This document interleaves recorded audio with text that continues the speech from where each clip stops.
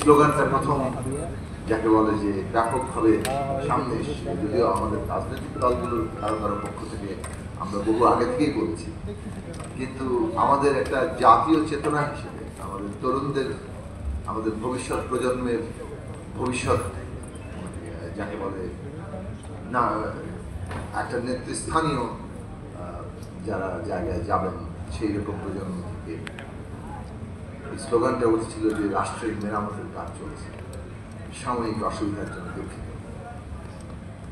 এই যে রাষ্ট্র মেরামত করতে হবে এবং এই রাষ্ট্রটা আসলে খুনি হয়ে উঠছে। রাষ্ট্র আমাদেরকে ঘরে বাইরে সড়কে সব জায়গায় আমাদের জীবনের নিরাপত্তা কেড়ে নেওয়ার জন্য সবসময় প্রস্তুত হয়ে আছে। এইরকম একটা খুনি রাষ্ট্র কি আর চলতে পারে না। এটাকে ঠিক করতে হবে, এটা মেরামতেরও প্রয়োজন করতে হয়েছে। যে কারণে এই যে নিরাপদ সড়ক আন্দোলন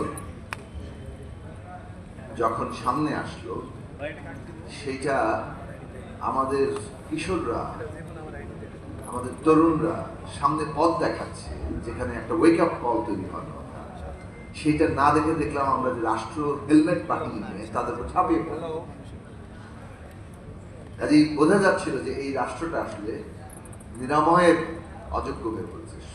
এর শুশ্রূষা করতে হলে একে আসলে পুরোপুরি খোলমঞ্চে বদলাতে হবে। সেই চাপটাই সমাজের মধ্যে তৈরি হয়েছে। এবং তারপরে যখন এরা এই ধরনের অত্যাচার চালিয়ে গিয়ে আবার একটা 18 সালের ভোট ডাকাতির নির্বাচন করে ফেলতে পারলো, এবং সেটাও 5 বছর চালিয়ে 24 সালের একটা আমি নির্বাচন করে ফেলতে পারলো, সমাজে কি পরিমাণ মানসিক চাপ সৃষ্টি হতে পারে সেটা সহজে অনুমান আছে, আপনারা করতে পারেন।